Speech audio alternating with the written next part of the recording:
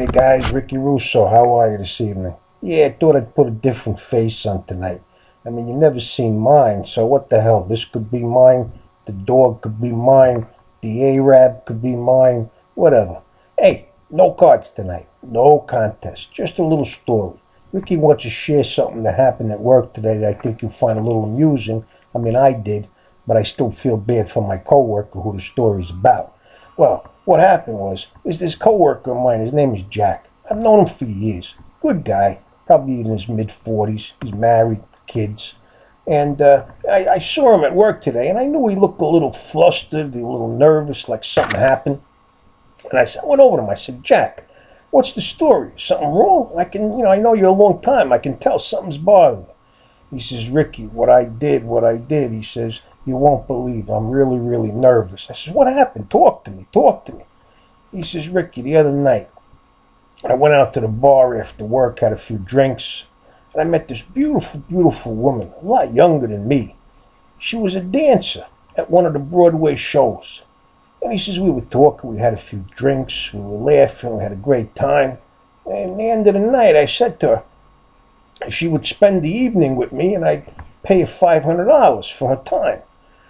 I says, you gotta be kidding. You're a married man, Jack. If your wife finds out, she's gonna cut your couillons off. Oh, Ricky, I know. What should I do? But let me tell you, it's even worse. He says, when he got home, he decided that he didn't feel it was worth $500 for the evening. So he wrote out a check for $250. And what happened was he put apartment for rent as the reason for the check on the check. Because this way, if anybody saw the check, they wouldn't know what it really was for. So he sent the woman the check for $250, but he put a little note in the envelope. And he said, enclosed, find a check in the amount of $250 for the rent of your apartment. I'm not sending the amount agreed upon because when I rented your apartment, I was under the impression that, number one, it had never been occupied. Number two, that there was plenty of heat, and number three, that the apartment was small. He says, last night I found out that it had been previously occupied, that there wasn't any heat, and it was entirely too large. Well, needless to say, a few days later, the envelope came back, and he opened it up, and the check for $250 was back in the envelope with a little note from the woman.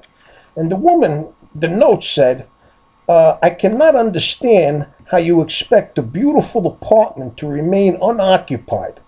As for the heat, there's plenty of it if you know how to turn it on. And if you didn't have enough furniture to fill the apartment, don't blame me. I expect full payment of the $500 within the week, or I will contact your wife. He says, Ricky, what do I do? I says, look, what do? You send the $500 as fast as you can. I'd go to the post office and send it special delivery. Because what's the alternative? You got no other choice. He says, yeah, Ricky, that's what I'm going to do. And I'm never going to do it again, I promise. I know, I've heard them stories before. Well, anyway, guys, I just wanted to share it with you because I thought it was cute. And, Ricky never does that. He knows how to cover his tracks. And that's the truth. All right, guys, ciao. I'll be coming back at you with some more breaks and some more PC editions. And, I love you and take it easy. Ciao. Bye.